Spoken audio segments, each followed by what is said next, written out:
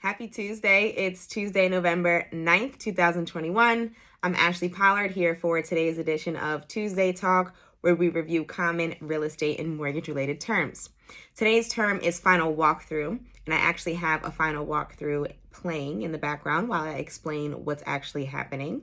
So a final walkthrough is the buyer's last opportunity to verify that the seller has in fact moved out, repaired anything that they were supposed to, has left the house in broom-swept condition, and there are no new issues that the buyer was unaware of, and that the property really is just in the condition that the buyer is expecting.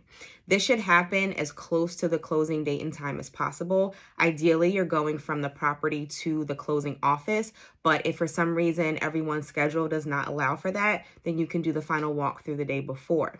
It should not happen several days before, because anything can occur during the time that you did the final walkthrough and then the time that you get to closing. There could be damage, there could be vandalism, there could be anything that happens. And if you sign those papers, you're not the buyer anymore, you're now the owner, and you have to deal with those issues yourself. So make sure that final walkthrough is scheduled as close to your closing date and time as possible. Although it's called a walkthrough, you're doing more than walking through. You are actually turning on lights, opening and closing doors and windows, making sure locks work, turning on the faucets, making sure the drains are good, turn on all the appliances, washer, dryer, dishwasher, make sure the refrigerator is running.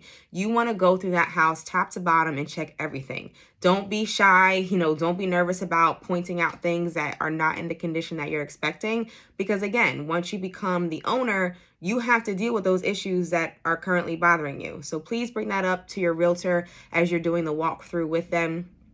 And that way they can advocate for you and make a quick call to the attorney or the seller's realtor and say, hey, we have an issue. Let's figure out how to resolve this. And that brings me to the next piece of, what if I do find issues?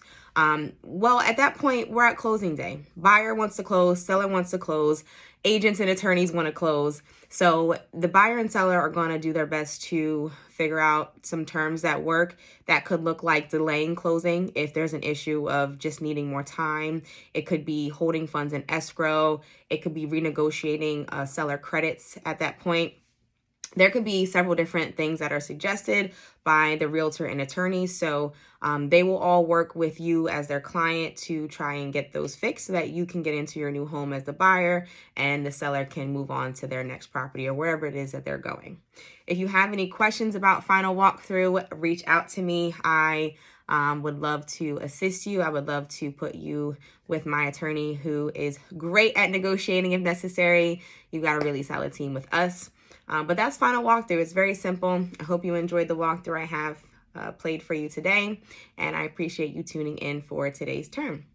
Thank you so much. Have a great rest of your day. Enjoy the beautiful weather, and I will see you next Tuesday.